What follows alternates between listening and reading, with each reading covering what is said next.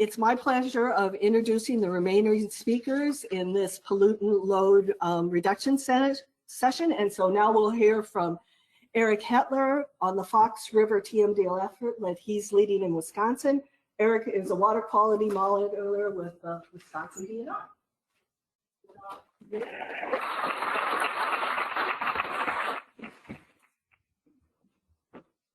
All right, good morning, everyone. My name is Eric Hettler. I work for the Department of Natural Resources, and I'm here to give you an update on where we're at with the Fox Illinois River Basin TMDL. So to start, I just want to provide a little bit of background about the project.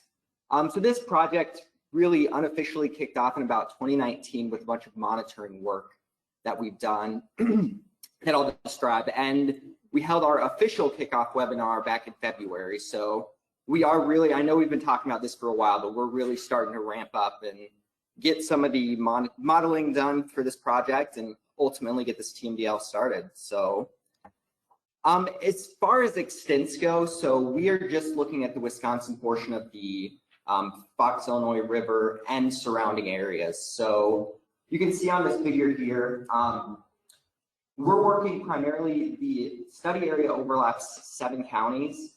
Primarily it's looking at Waukesha, Walworth, Racine, and Kenosha County. There's a few small areas in Jefferson, Washington, and Milwaukee County as well, but those are pretty small slivers. So the 4 counties I mentioned are going to be the big key drivers of this project. So the name of the project is the Fox Illinois River TMDL, but it does incorporate some additional watersheds, not just the Fox River. So the biggest part of the study area is going to be the Fox River, but we're also going to be looking at the Des Plaines River, the headwaters of Nippersink Creek, North Branch of Nippersink Creek, Channel Lake, North Mill Creek, and North Lake as well. And the reason we're looking just beyond the Fox Illinois River is, as you're all probably aware, this watershed study area eventually does all reach the Illinois River. So we're kind of, instead of just doing a one-off for the Fox River, we're looking at all the rivers kind of in the southeastern part of the state.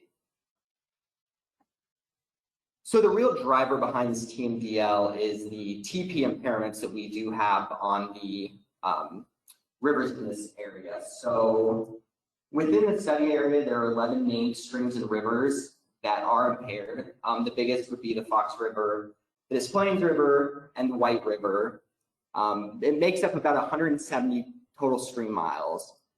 We also have 9 lakes that are impaired, and then 1 impoundment on the Fox River. Some of the bigger lakes are Beulah Lake, Wind Lake, and Tishigan Lake, along with some other smaller ones. So this TMDL is looking at total phosphorus and total suspended solids. So for total suspended solids, we also do have some impairments that are on our impaired waters list. So there are 7 streams and rivers in this basin, a little bit on the Fox River, and a few kind of in this kind of central part of the basin. And then the impoundment in the Fox River is also listed as impaired for TSS. Oh, excuse me. All right, so now that we have a little bit about the project setting, I want to talk about the development of this TMDL for total phosphorus and total suspended solids. And I'm sure all of you are kind of familiar with the TMDL process, but I just want to give a brief introduction reminder about what it means. So EPA requires states to create plans to address these impaired waters.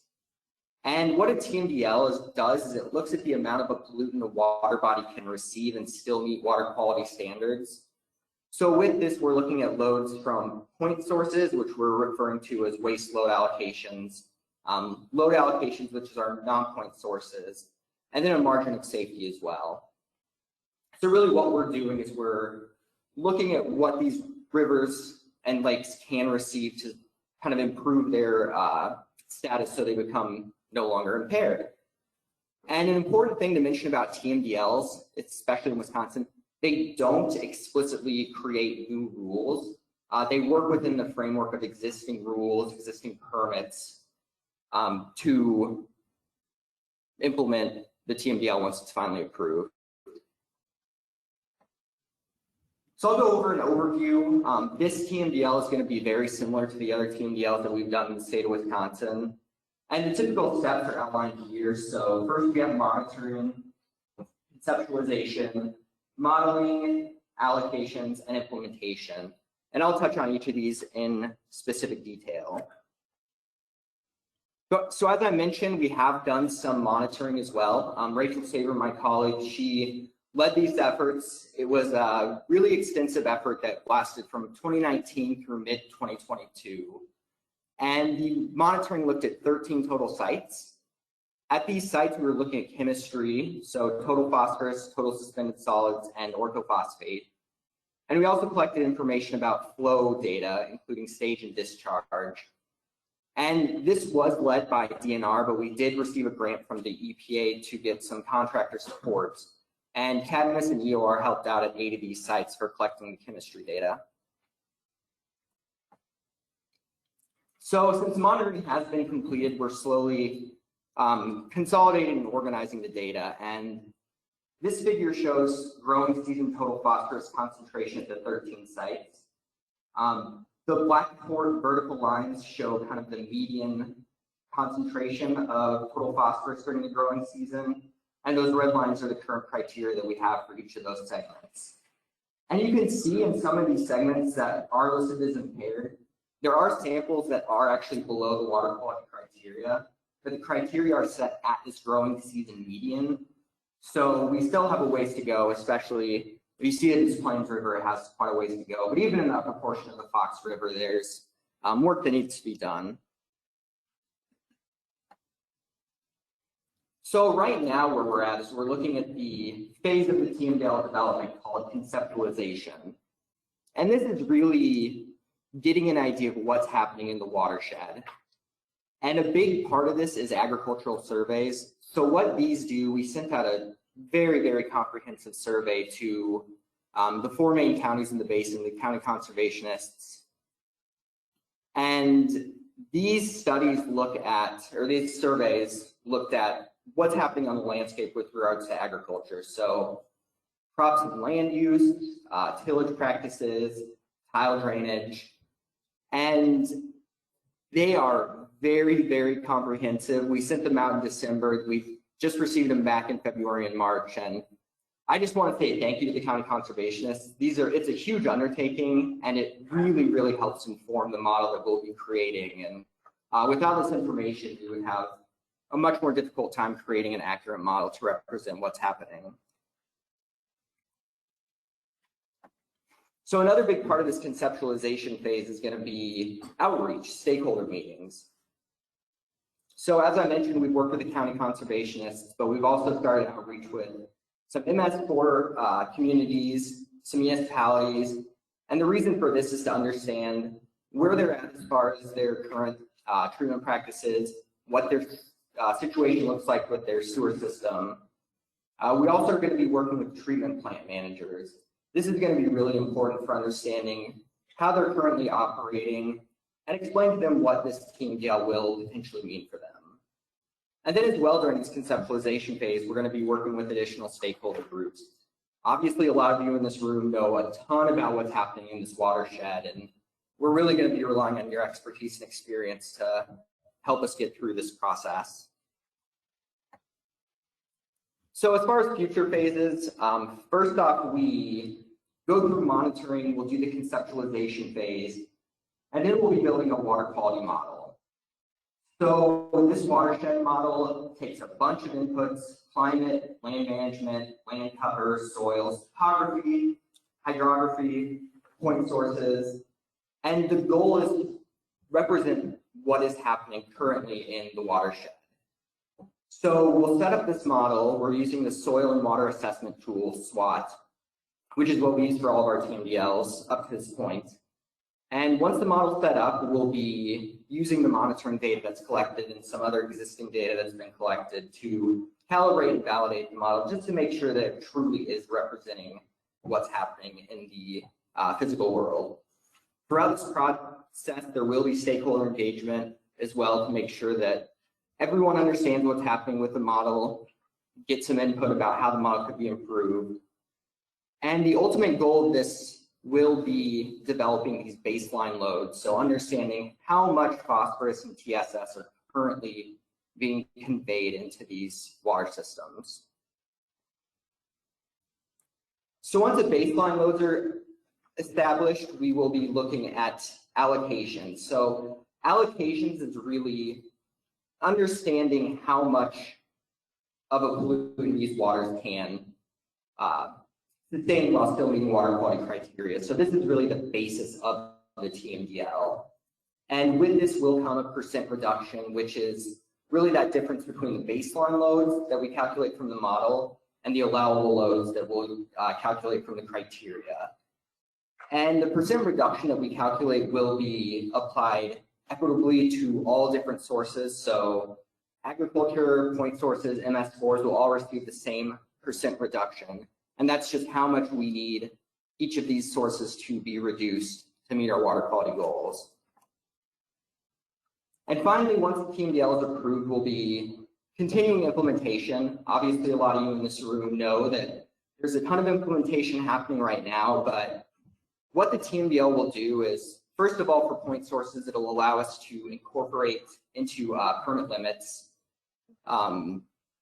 these waste load allocations. And also the TMDL, it provides us a framework for addressing some of these non-point sources. Specifically, it'll allow us to prioritize these high loading areas. So from the modeling process, we will be able to identify these areas where we'll see essentially the most bang for our buck as far as implementation goes. So here's just a quick summary of kind of the next steps where we are in this process. So phase 1 was the monitoring. Phase 2, which is where we're at, is that conceptualization phase and the modeling phase. Phase 3 will be developing these allocations, and phase 4 will be finalizing the report and submitting it to EPA. And you'll see there are a few opportunities for formal comments throughout this process, but I just want to reiterate that we're really going to be focusing on continuous stakeholder engagement throughout the process. So finally, I want to talk about just a few additional considerations that we're going to have to think about while we move forward with this TMDL. The first of which is the Illinois Chain of Lakes TMDL, the Upper Fox River TMDL that was approved in 2020. And we're just going to work with our colleagues at IEPA and EPA Region 5 to make sure that as we develop our TMDL, it is being consistent with the goals of this TMDL that has been approved.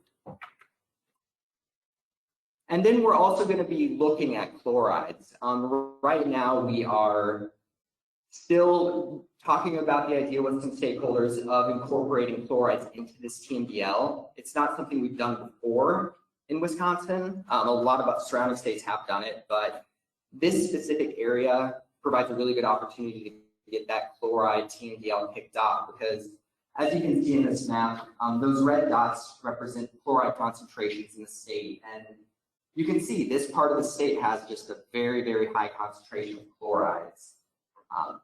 And to reflect that, we do have some water bodies within this basin that are listed as impaired for chlorides. And we expect a lot more of these stretches of rivers and streams to be listed. We already know in 2024, we're likely to see a portion of the Fox River listed for chloride impairments. So we have a really big project team at the DNR who will be working on this. Me and my colleague Kevin Kirsch will be the project coordinators. Monitoring was led by Rachel Saber. Wastewater is going to be led by Nick Lent and Nicole Kruger. Stormwater is Samantha Katz and Pete Wood.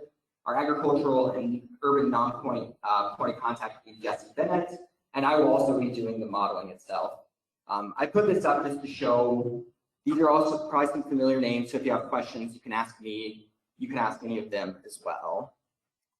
All right, so with that, I'll wrap it up. I want to make sure that you know about our website that has recently gone live. Here's a link to it. You can also find it by searching Fox Illinois TMDL on our DNR website. On this website, you can subscribe to the Gov Delivery, which is our how we stay connected. And then we also have a recording of the webinar that we held in mid-February. So I encourage you to visit our website, subscribe to the list, and then also check out the webinar that we hosted. And with that, I'm going to be sitting over here the rest of the day, so I'm sure there will be some questions. Feel free to come over and chat with me, and looking forward to speaking.